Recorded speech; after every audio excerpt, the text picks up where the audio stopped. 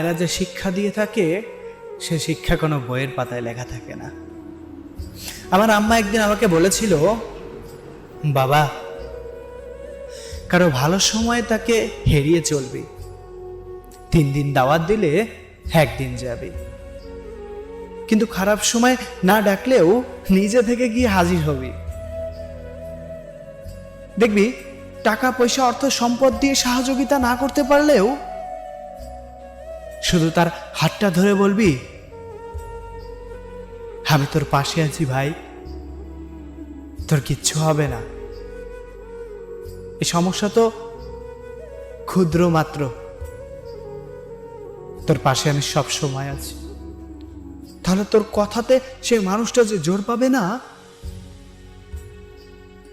100 টাকার একটা চেক দিলেও সে আত্মবিশ্বাস সে খুঁজে পাবে না।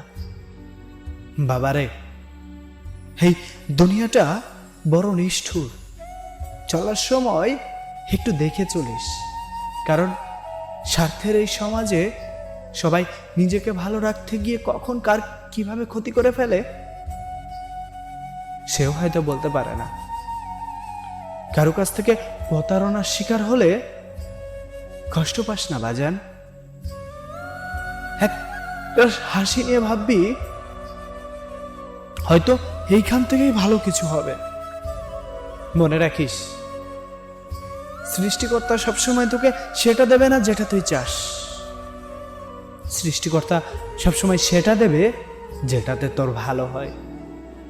তুই তোকে নিয়ে কতটুকু পরিকল্পনা করিস, তুই তোকে নিয়ে কতটুকু পরিকল্পনা করার ক্ষমতা রাখিস, তার থেকেও তোকে নিয়ে ওই উপরওয়ালা অনেক বড় পরিকল্পনা করে রেখেছে, তোকে নিয়ে অনেক বড় ভাবনা তার আছে। তোর হায়াত মউত সবকিছু ওই সৃষ্টিকর্তার কাছে।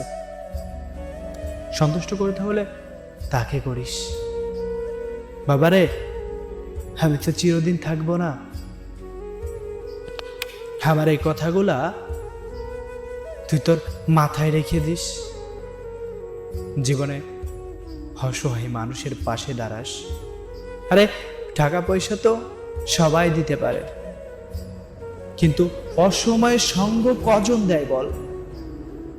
আর অসময়ে সঙ্গ দেওয়া মানুষগুলা প্রকৃত ভালোবাসা দেয়। তুই সবার উপকারে যাবি, কিন্তু কখনো তোর উপকারে অন্যকে আশা করবি না, তাহলে তুই সেখানেই বড় কষ্ট পাবি। যারা তোকে ভালোবাসে তারা এমনিতেই আসবে।